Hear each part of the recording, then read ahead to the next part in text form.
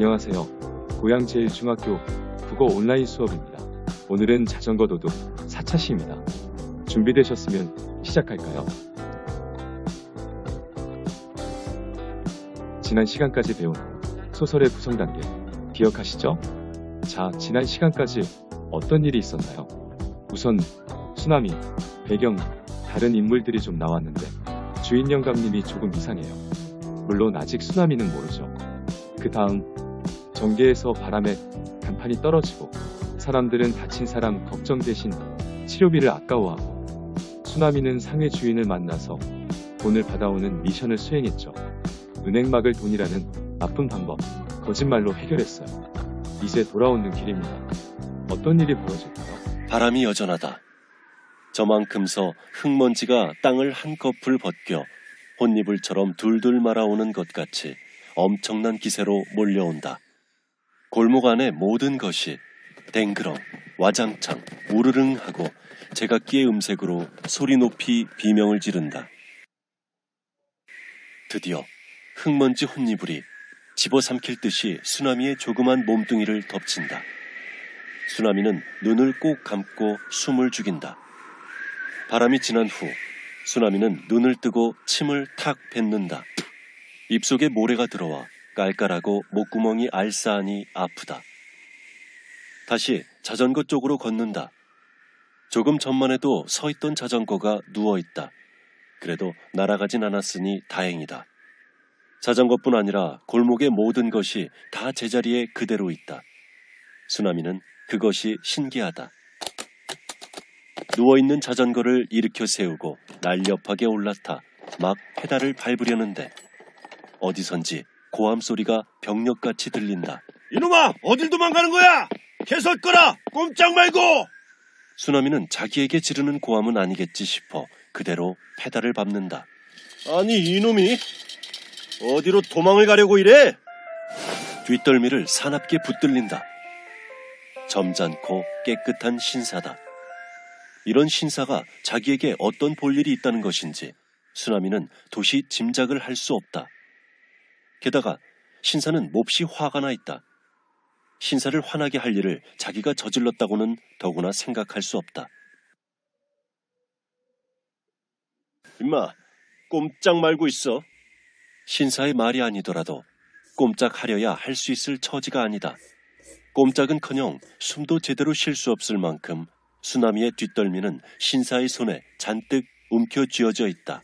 임마, 내 놈의 자전거가 쓰러지면서 내 차를 들이받았단 말이야. 이런 고급 차를 말이야. 이런 미련한 놈, 왜 눈은 째리긴? 그러니 내 차에 흠이 안 나고 배겼겠냐? 내 차는 임마, 여자들 손톱만 살짝 닿아도 생채기가 나는 고급 차야 임마. 알간? 그러고는 거울처럼 티 하나 없이 번들대는 차체를 면밀히 훑어보더니 그러면 그렇지 하고 환성을 질렀다. 아마 생채기를 찾아낸 모양이다. 일은 컸다 임마. 칠만 살짝 긁혔어도 또 모르겠는데 여 봐라. 여기가 이렇게 우그러지기까지 했으니 일은 컸어. 신사가 덩치값도 못하게 팔짝팔짝 뛰면서 잘 봐두라는 듯이 수나미의 얼굴을 차에다 바싹 밀어붙였다. 수나미는 차체에 비친 울상이 된 자기 얼굴을 볼 수 있을 뿐이었다. 꼭 오늘 재수 옴붙은 일이 날 것 같더라만 이런 끔찍한 일이 일어나고 말았구나. 울음이 왈칵 솟구친다. 그러자 제 얼굴도 차체의 흠도 아무것도 안 보이고 온 세상이 뿌옇게 흐려 보일 뿐이다. 울긴? 임마, 너 한 달에 얼마나 버냐? 신사의 목청이 다분히 누그러지며 목소리에 연민이 담긴 것을 수나미는 재빨리 알아차린다. 그러자 흑흑 소리까지 내어온다. 울긴 자식. 할 수 없다. 너나 나나 오늘 재수 온 붙은 걸로 치고 반반씩 손해보자. 5,000원만 내.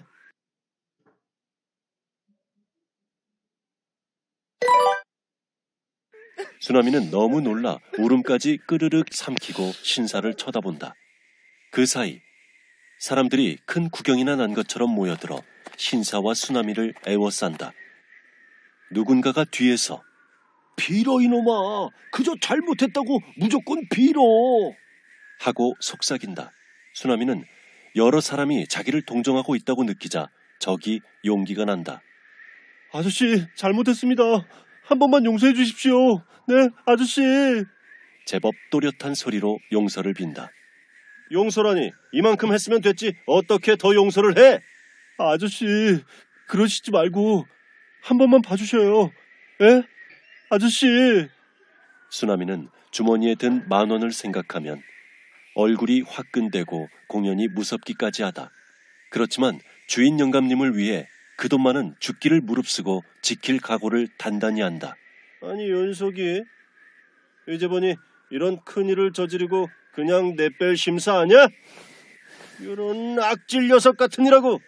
신사의 표정은 은은히 감돌던 연민이 싹 가시고 점잖게 무표정해진다. 그러고는 옆에 섰던 운전사인 듯한 남자에게 안 되겠네. 이런 악질 깡패 녀석하고 시비에 받댔자 공연히 시간만 낭비니. 자네 자물쇠 하나 마련해다 주게. 이 녀석 자전거를 잡아놓기로 하세. 언제든지 5,000원 가져와서 찾아가라고. 그러고는 주머니에서 500원짜리를 한 장 꺼내서 운전사에게 주는 것이었다. 수나미로서는 전혀 예기치 못했던 사태였다. 주머니에 10,000원에 대해서만 생각했었지 자전거에 대해선 전혀 생각이 미치지 못했었다.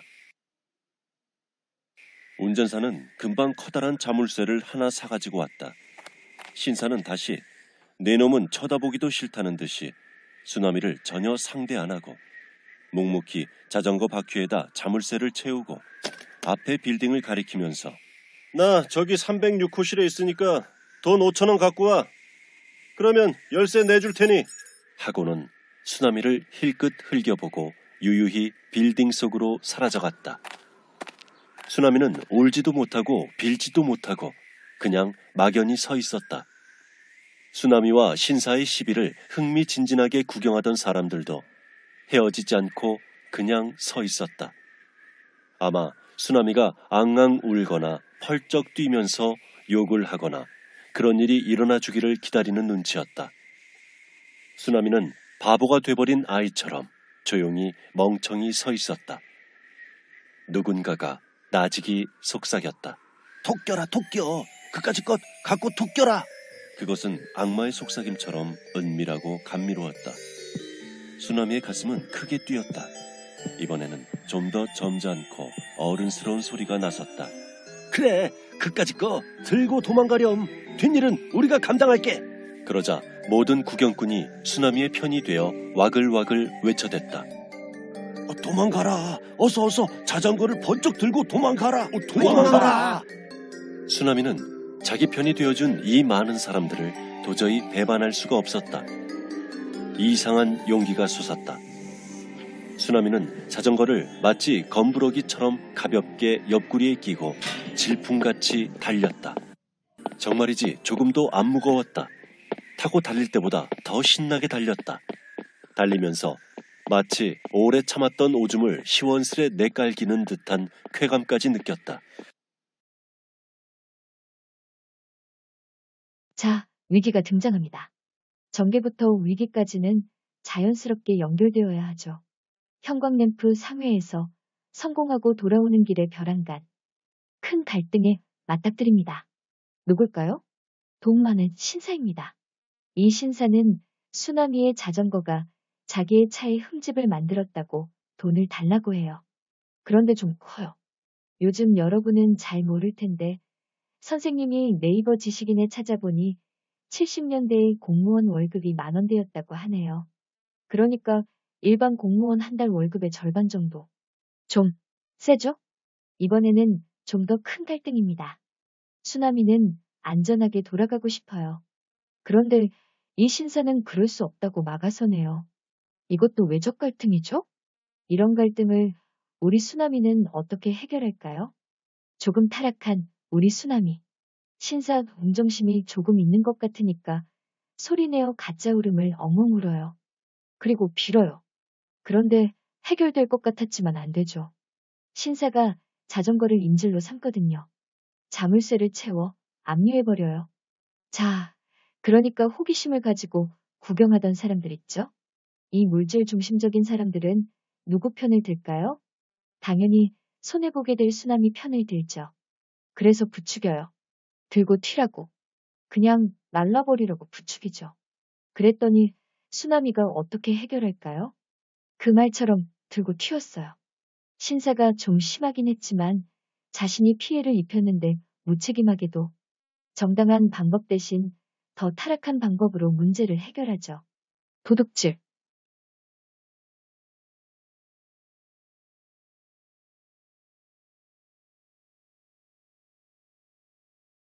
주인 영감님은 자전거를 옆에 끼고 질풍처럼 달려온 놈을 눈을 휘둥그렇게 뜨고 바라볼 뿐이었다. 오늘 바람이 세더니만 필시 이 조그만 놈이 바람에 날아왔나. 설마 그럴 리야 없을 텐데 내 눈이 어떻게 된 것인가 그런 눈치였다. 수나미는 너무 숨이 차서 이런 주인 영감님의 궁금증을 시원히 풀어주지 못하고 한동안 헉헉대기만 한다. 이마, 말을 해. 무슨 일이야? 내 놈 꼴이 영락없이 도둑놈 꼴이다, 임마. 도둑놈 꼴이라는 소리가 수나미의 가슴에 가시처럼 걸린다. 수나미는 겨우 숨을 가라앉히고 자초지종을 주인 영감님께 고해 바친다. 다 듣고 난 주인 영감님은 무엇이 그리 좋은지 무릎을 치면서 통쾌해야 한다. 잘했다, 잘했어. 만날 촌놈인 줄만 알았더니 제법인데, 제법이야. 그러고는 가게에서 쓰는 드라이버니 펜치를 가지고 자전거에 채운 자물쇠를 분해하기 시작한다. 엎드려서 그 짓을 하고 있는 주인 영감님이 수나미의 눈에 흡사 도둑놈 두목 같아 보여 속으로 정이 떨어진다. 주인 영감님 얼굴이 누런 똥빛인 것조차 지금 깨달은 것 같아 속이 메스껍다. 마침내 자물쇠를 깨뜨렸나 보다. 영감님 얼굴에 회심의 미소가 떠오르더니 자유롭게 된 자전거 바퀴를 시험이라도 하려는 듯이 자전거로 골목을 한 바퀴 빙그르르 돌아 들어와서는 내 놈, 오늘 운 텄다.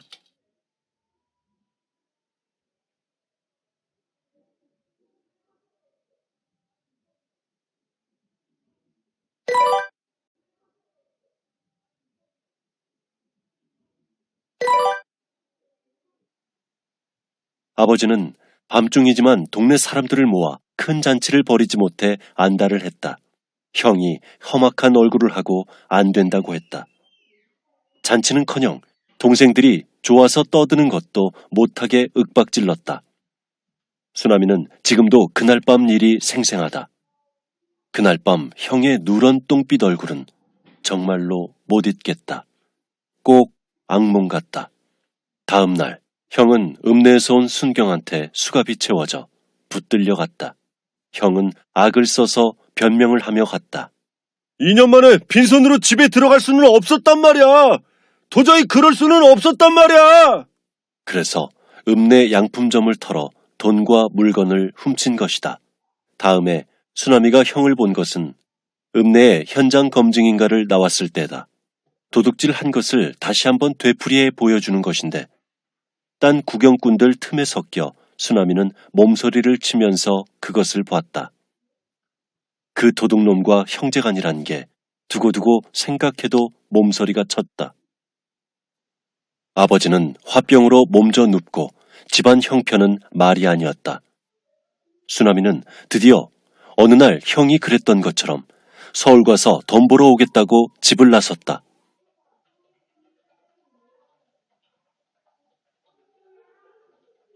아버지는 말리지 않았다. 문지방을 짚고 일어나 앉아서 띄엄띄엄 수나미를 타일렀다. 무슨 짓을 하든지 그저 도둑질을 하지 마라. 알았자? 그런데 도둑질을 하고 만 것이다.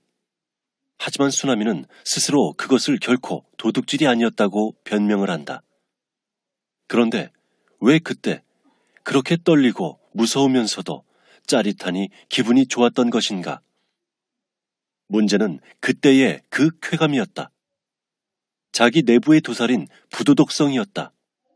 오늘 한 짓이 도둑질이 아닐지 모르지만 앞으로 도둑질을 할지도 모르겠다는 생각이 들었다.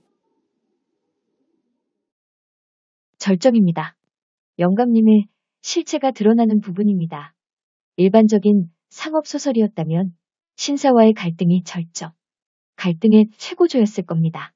그러나 이 소설은 순수한 수나미가 물질주의적인 가치관으로 타락하느냐, 이겨내느냐를 말하기 때문에 네, 이제부터 갈등이 최고조로 오릅니다. 놀랍게도 숨겨졌던 물질주의 최종 보스는 자신을 보살펴주던 주인 영감님이었군요. 이제 드디어 수나미가 깨닫습니다. 영감님의 얼굴에는 부도덕의 기름기가 누런 똥빛으로 빛나고 있었습니다. 양심과 물질주의적 가치관 속에서 괴로워합니다. 자신을 보호해주던 영감님과 이곳에서의 생활은 수나미의 모든 것이었습니다. 버릴 수 없을 것 같은데 받아들일 수도 없습니다. 그냥 자기 합리화를 하며 타락해버리고 싶기도 합니다. 도둑놈이었던 형이 떠오르네요. 자신 속에는 그런 피가 흘러요.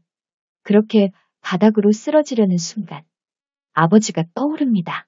아버지의 말, 무슨 짓을 하든지 도둑질은 하지 마라, 알았자. 그래요. 아버지가 있었습니다. 이제 현실을 직시합니다. 수나미는 물질주의 노예가 되거나 양심을 지키기 위해 모든 것을 버리는 결단을 해야 합니다. 자, 이제 결말로 이어집니다.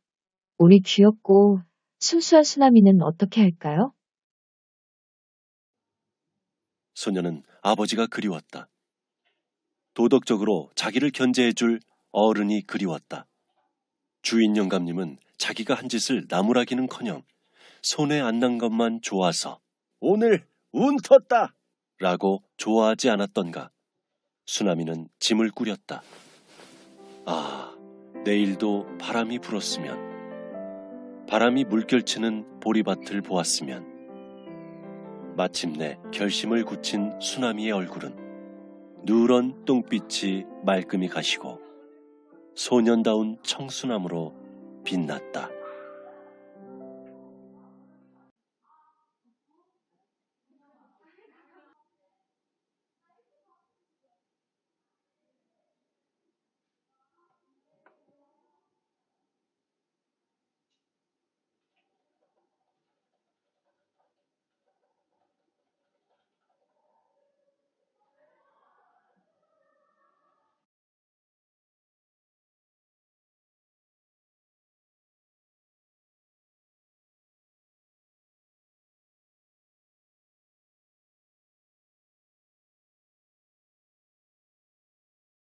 이전에 여러분은 갈등을 배우셨습니다.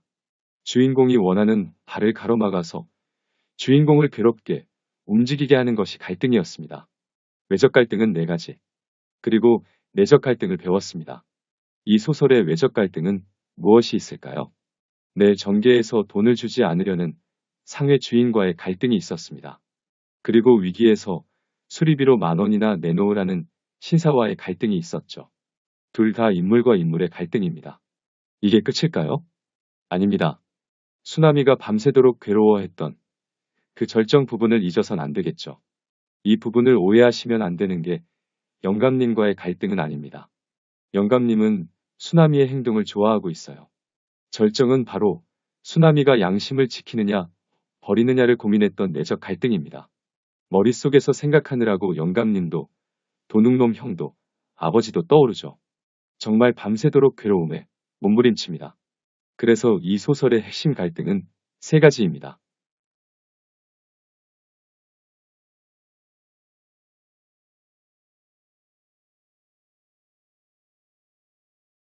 소설의 일반적인 5단계 구성 단계로 다시 정리해 볼게요. 발단에서는 인물과 배경, 사건의 실마리가 등장합니다. 전개에서는 여러 갈등을 통해 이야기가 진행되죠. 위기에서는 큰 사건에 맞닥뜨려요. 절정에서 그 갈등이 극대화되고 결말에서 갈등이 해소됩니다. 물론 모든 결말이 좋은 해소인 것은 아니지만 자, 이렇게 정리할 수 있습니다. 시점은 누군가를 기준점으로 잡아서 이야기해주는 것이라고 했었는데 보통 4가지가 있다고 배우셨습니다. 작품 속의 주인공 나가 말해주는 1인칭 주인공 시점, 작품 속에 나가 있지만 주인공이 아닌 경우에는 1인칭 관찰자 시점. 작품 밖에서 모든 것을 보고 있는 전지적 작가 시점과 작품 밖에 있지만 모든 것을 알 수는 없는 3인칭 관찰자 시점을 배우셨습니다. 소설 자전거 도둑은 어떤가요? 네, 소설 자전거 도둑에는 작품 속에 나가 등장하지 않고 수나미의 생각까지 전달하기 때문에 전지적 작가 시점입니다.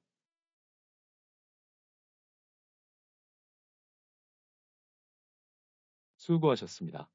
지금까지 소설 자전거 도둑을 구성 단계별로 분석하였습니다. 또한 특징과 배경, 갈등, 시점 등도 정리하였습니다. 이제 다음 시간부터는 교과서 162페이지 학습활동 풀이를 하겠습니다. 감사합니다.